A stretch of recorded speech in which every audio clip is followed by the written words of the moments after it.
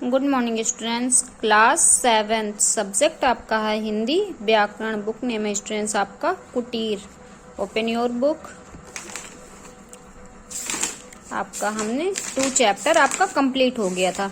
आपकी बुक भी कंप्लीट हो गई थी और आपके क्वेश्चन आंसर भी कंप्लीट हो गए थे। आज हम चैप्टर 3 रीड करेंगे। ओके स्टूडेंट्स, चैप्टर 3 है आपका शब्द विचार। टुडे डेट इज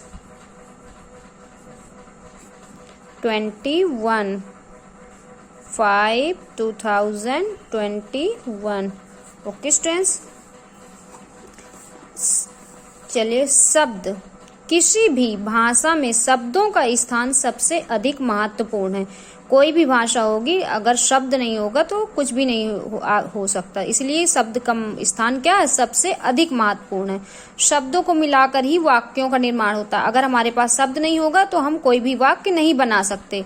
तो शब्दों को मिलाकर ही हमारे वाक्यों का निर्माण होता है। अगर हमारा एक शब्द सपोज दैट आपका ता है, तो ता और तो दोनों मिलकर तब हमारा तोता बनेगा। अगर हमारा एक ही वर्ड हुआ तो हम उसको हमारे वाक्य का निर्माण नहीं हो सकता। तो जब भी दोनों शब्दों को मिलाएंगे तब हमारे वाक्य का निर्माण होगा। तो आप दोनों शब्दों को मिलाकर हमारा क्या बना, तोता बना।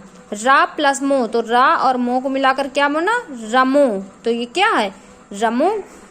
तातो, ता और तो मिला तो क्या, क्वेश्चन मार्क गलत है। तातो थोड़ी होता है, तो ता। तो क्या हुआ ये, तो प्लस ता, तो आपका क्या हुआ, तोता। रमो, तो रा प्लस मो, तो क्या हुआ, रमो हो गया। और उसको हम उल्टा लिखेंगे, मो प्लस रा, तो क्या होगा, मोर, क्योंकि ये मोर है। ता प्लस ला, तो तारा हो गया।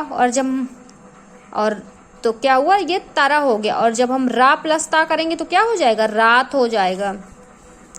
उपयुक्त चित्रों में वर्णों का मेल 2 प्रकार से हो रहा है। आपका 2 प्रकार से किया गया ना। पहले हमने ता और तो किया, फिर हमने तो और ता किया। लेकिन ऊपर वाले मेल से कोई अर्थ नहीं निकला, अतः उन्हें शब्द नहीं माना जाता। क्योंकि जब हमने उल्टा लिखा तो उस पे कोई अर्थ नहीं, तातो का कोई अर्थ नहीं, रमो का कोई अर्थ नहीं है। क्योंकि जो पिक्चर बनी हुई है उस पे तोता है, तो इसलिए तो उन्हें शब्द नहीं कहा जा सकता। जिसका कोई अर्थ नहीं निकलता उसको हम शब्द नहीं कह सकते। वर्णों का ऐसा मेल जिसका कोई निश्चित अर्थ निकले वो शब्द कहलाता है। वर्णों का वो मेल जिससे कोई अर्थ निकले, जिसका कोई मतलब हो, उसको हम शब्द कहते हैं। शब्द की विशेषताएं। शब्द एक या एक से अधिक वर्णों के मेल से बनते हैं।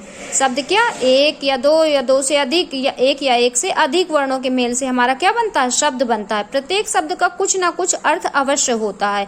क्योंकि जब शब्द का अर्थ निकलेगा तभी वो शब्द होता है। क्योंकि जब हमने तातो हमने लिखा तो उस शब्द का कोई मतलब नहीं है, क्योंकि उस पे कोई अर्थ नहीं निकल रहा है। तातो कोई शब्द ही नहीं होता। ओके स्टूडेंट्स, तो जब शब्दों को मिलाकर जब प्रत्येक शब्द का कुछ ना कुछ अर्थ अवश्य होता है। शब्दों को मिलाकर ही वाक्य बनाए जाते हैं। अब हम यहाँ पे जानेंगे शब्दों के भेद। शब्दों के भेद निम्नलिखित आधारों पर किए जाते हैं। पहला आपका है रचना या बनावट के आधार पर। सेकंड है आपका स्रोत या इतिहास के आधार पर। थर्ड है आपका अर्थ के आधार पर। और 4 है आपका प्रयोग के आधार पर। तो सबसे पहले आपका आता है रचना या बनावट के आधार पर शब्दों के भेद। सबसे पहले हम क्या जानेंगे, रचना और बनावट के आधार पर। तो रचना या बनावट के आधार पर शब्दों के 3 भेद हैं। पहला आपका हो गया रूढ़ शब्द, खा हो गया रूढ़ शब्द, खा हो गया आपका यौगिक शब्द, और गा हो गया आपका योग रूढ़ शब्द। ओके स्टूडेंट्स, तो सबसे हम किसको जानेंगे, रूढ़ शब्द को। ऐसे शब्द जिनकी बनावट के विषय में कुछ पता नहीं है लेकिन वे किसी विशेष अर्थ में क्या होते हैं, सिद्ध हो चुके हैं, वो रूढ़ शब्द कहलाते हैं। जिनकी क्या है, बनावट के विषय में कुछ भी पता नहीं है लेकिन वे किसी विशेष अर्थ में सिद्ध हो चुके हैं, वो रूढ़ शब्द कहलाते हैं।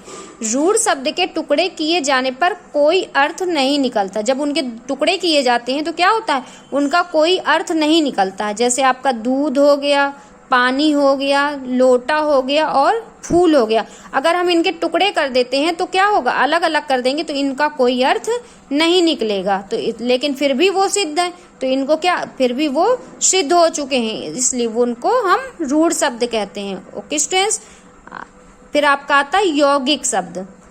ये शब्द 2 या 2 से अधिक शब्दों के मेल से बनते हैं। यदि इन शब्दों को या इन शब्दों के टुकड़े किए जाएं तो इनमें से प्रत्येक का अर्थ निकलता है। अगर हमने इनका टुकड़े कर दिए, यौगिक शब्दों के जो शब्द होते हैं उनसे टुकड़े कर दिए तो उनके प्रत्येक का अर्थ निकलता है। जैसे आपका हो गया सेनापति, तो आपका सेना भी अलग हो गया एक वर्ड और पति भी हो गया एक वर्ड। इन दोनों के टुकड़े किए गए तो आपके दोनों के अर्थ निकल रहे हैं, सेना भी हो गया और पति भी का अर्थ निकल रहा है।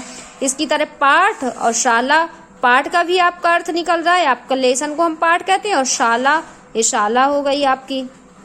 ओके स्टूडेंट्स, तो आपके दोनों के अर्थ निकल रहे हैं। रसोई और प्लस घर, रसोई आपको पता है कि रसोई जहाँ पे खाना बनता है और घर आपका जहाँ पे हम रहते हैं, तो रसोई और घर दोनों का अर्थ निकल रहा है, यानी खाना बनाने का घर।